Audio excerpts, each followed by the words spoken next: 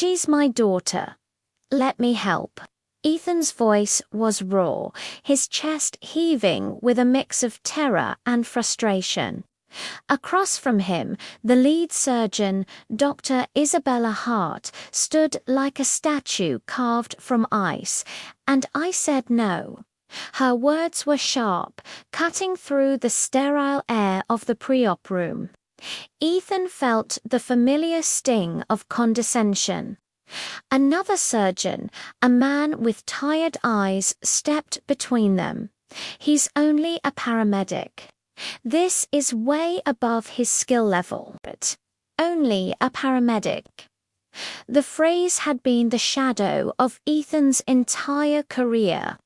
He had been the first responder at horrific accidents, the one holding a life together with tape and sheer willpower until they reached the hospital doors. He had delivered babies in the back of his ambulance and held the hands of the dying Q. He had saved countless lives, but in this world of polished floors and prestigious titles, he was just a glorified driver. To them, his experience in the chaos of the field meant nothing compared to their years of structured surgical training. He looked through the glass at his little girl, Eve, lying unconscious on the operating table. Her small form dwarfed by the machinery that was supposed to save her. A car accident. That's what they'd said.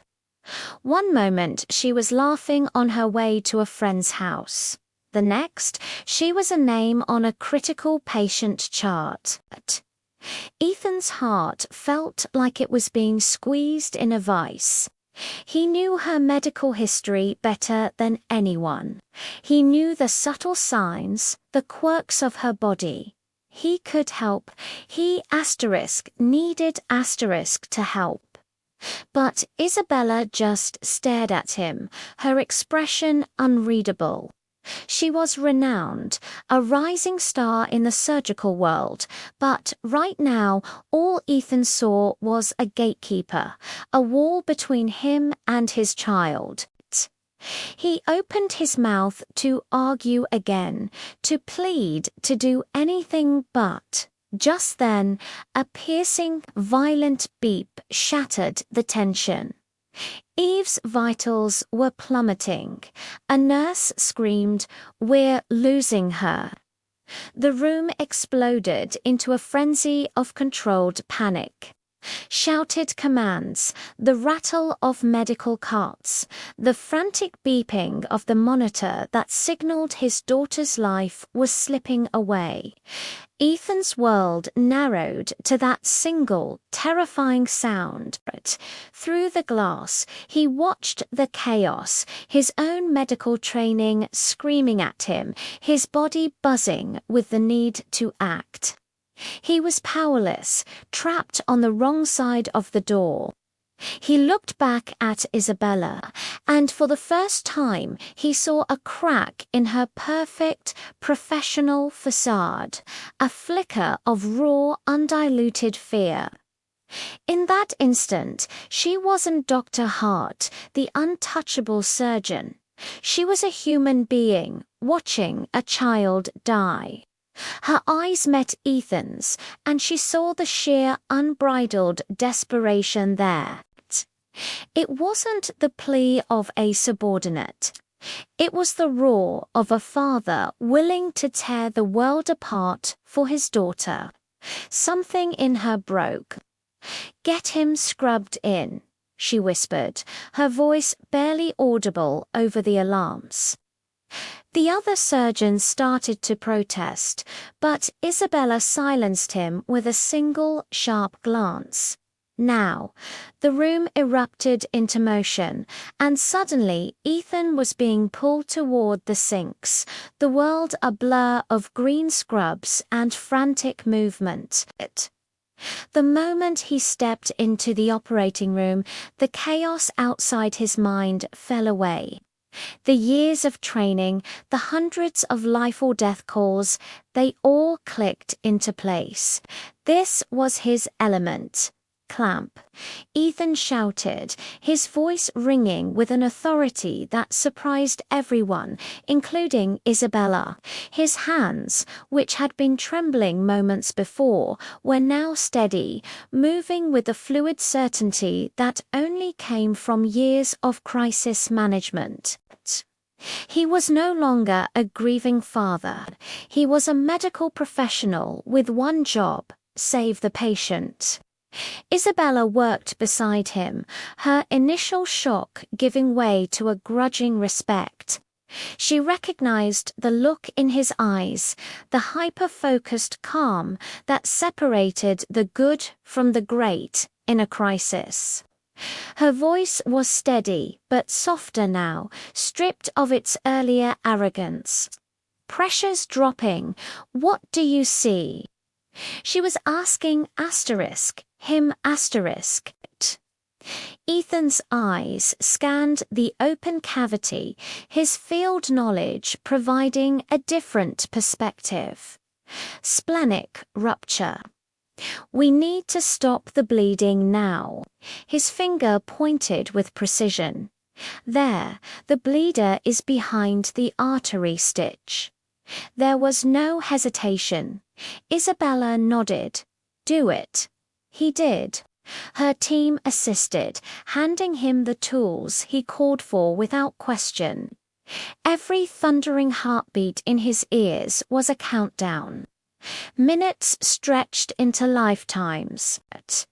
The smell of antiseptic, the hum of the machines, the intense focus in the room, it was a world unto itself.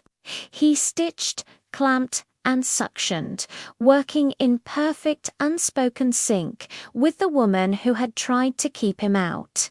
Then, silence. The frantic beeping of the monitor ceased, replaced by a soft, steady rhythm. Stable. The tension in the room snapped. A collective breath was released. Ethan looked at the monitor, at the healthy, steady line representing his daughter's heartbeat. It was over. She was safe. The adrenaline drained from his body, leaving him hollow and weak. His legs gave out, and he crumbled to his knees beside the operating table, the immense weight of the past hour crashing down on him. The tears he had held back for so long finally fell, hot and fast, onto the cold tile floor. He had done it. They had done it.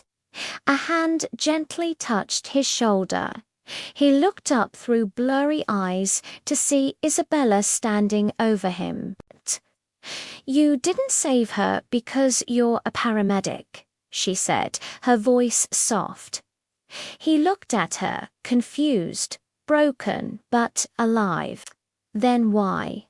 Her eyes, once so cold, were now filled with a warmth he hadn't thought possible. The arrogance was gone, replaced by a profound understanding. "Because you're her father," she said, "and because you're more than they see."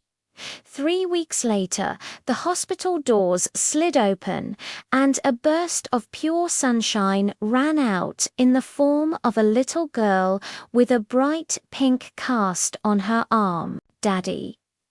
Eve's laughter bubbled as she launched herself into Ethan's open arms. He hugged her tight, burying his face in her hair, inhaling the scent of her, feeling the impossible, wonderful weight of her in his arms. It was a feeling he was terrified he would never have again. From a distance, Isabella watched the reunion, a small, genuine smile on her face. She took a deep breath and walked toward them. Ethan saw her approach and gently set Eve down, standing up to face her. "Dr. Hart." He said, a world of gratitude in those 2 words. She shook her head slightly. "Isabella." He nodded, his own smile forming. "Isabella, thank you for everything." She looked from Ethan's grateful face to the little girl peering up at her curiously. "No," she whispered, her gaze lingering on Eve. "Thank you for teaching me what real dedication looks like." Eve, emboldened, tugged on the sleeve of Isabella's white coat. "Are you the doctor who helped my daddy fix me?" she asked, her voice clear as a bell. Isabella felt a lump form in her throat.